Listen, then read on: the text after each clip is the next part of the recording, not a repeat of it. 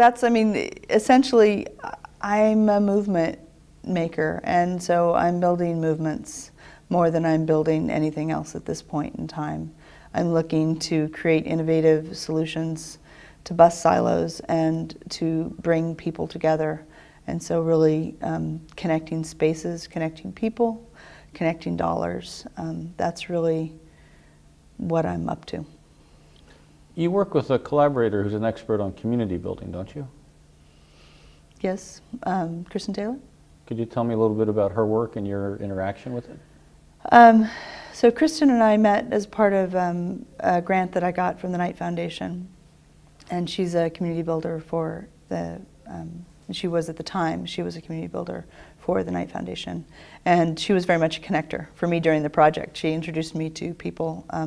And so Kristen's very much a similar, has very similar philosophies to my own as far as bridging offline and online communities. So it's really important for people not to just meet online, but also to meet offline, but then to bridge the intersection of those two opportunities. And so Kristen works very much in that space as a professor now, and she's got her own startup that she did come here to Santa Cruz and started at, I wouldn't say my insistence, but she basically was inspired by everything that I told her about Santa Cruz, and every time she came, she felt the energy and the vibe and was like, you know, if I take a sabbatical and get a startup going, this is where I want to do it. And so in some ways, for her, it was a way of funding her own Techstars or Y Combinator venture, which are organizations that happen in other cities. But it's something that Saul and I have talked about over the years, really making that more of a reality here and creating this, you know, we've got this great ecosystem, so come plug into it and start your own startup. So Kristen was definitely able to take advantage of that, and with Galvanize, she's starting to make some progress with her startup. So you see a real synergy among community, co-working, and creativity? Absolutely. Those are great 3 C's. Do you see any downside to co-working, or risks, or times when it wouldn't be the right environment to work? I think that the downside of co-working is bucking convention. So if people are not comfortable bucking convention, I think that's where co-working has a downside for them personally, that they're not ready to be in an open environment. They're not ready to perhaps have somebody overhear their conversation, or to build on ideas from one another. So that's where people who are feeling very much like they want to stay in their own little silo, I think co-working is tough for them. I think it's a cultural challenge. But I don't think that's I think there's an opportunity for them to see a different way. So I believe that co-working, I mean, I think that, you know, nurses and doctors and firefighters should co-work. I think there's a lot of opportunity for co-working. Margaret, could you tell me your thoughts about Santa Cruz as a brand?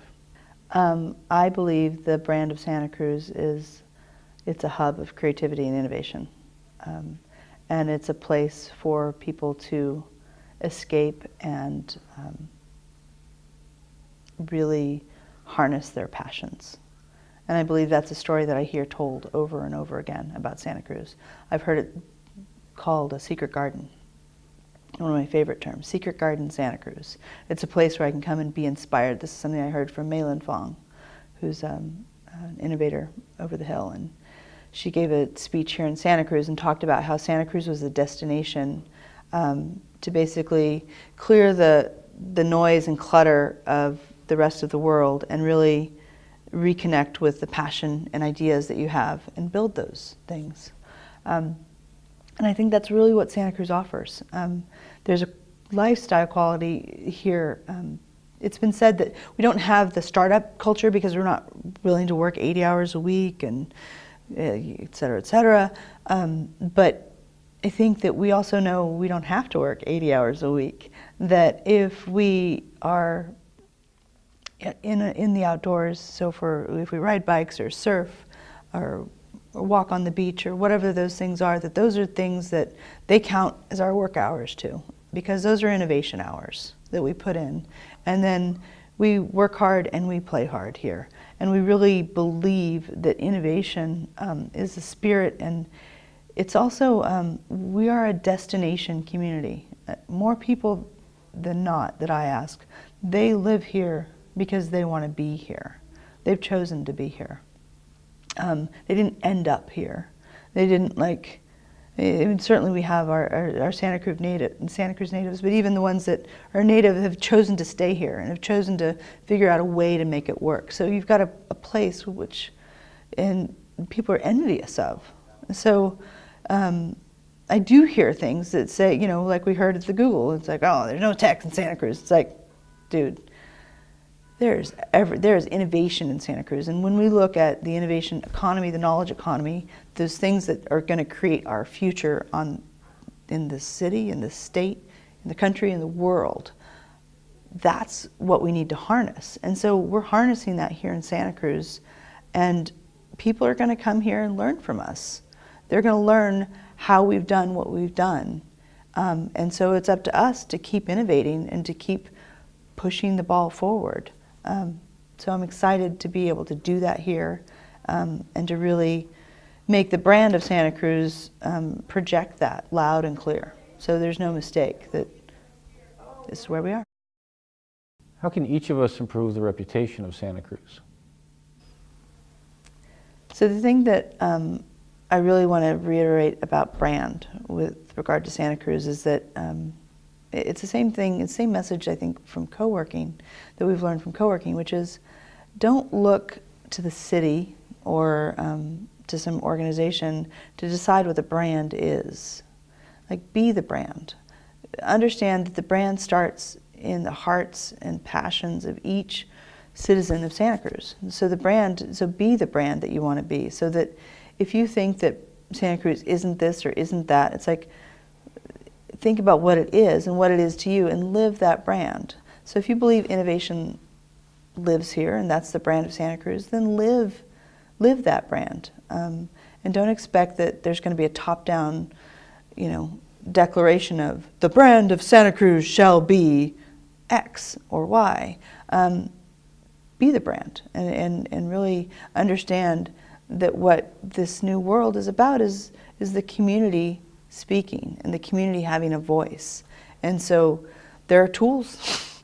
There's an internet out there. There are ways to connect with people, and if this is your vision for Santa Cruz, then, you know, lift up a hand, lift up a Facebook post, lift up a blog post, and say that this is the brand that I am, and this is the brand that Santa Cruz is. Okay. How can an individual increase the power of Santa Cruz as a brand? Live your passion. Live your passion, be true to your passion. And if you don't have the resources or know how to do that, because you think, oh, but I can't do this, I have to work this job because that job pays my bills and that's how I'm going to get through this life. Take a step back and look at your life, look at your resources, and understand how can you tap into resources that the community has. So does it mean growing your network, getting a mentor, plugging into one of the co-working spaces that is here, plugging into the meetup groups that are online.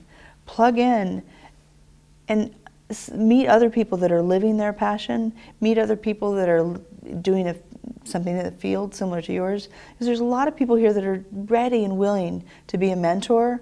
They just may not have the call, and that's one of the things that I'm working at, is creating a space for those mentors to be able to plug in and people to be able to match more with mentors and mentees. But live your passion and don't give up. Margaret, thank you so much for joining us at the Intellectual Property Society today. You're most welcome. And thank you for joining us. Please stop by again.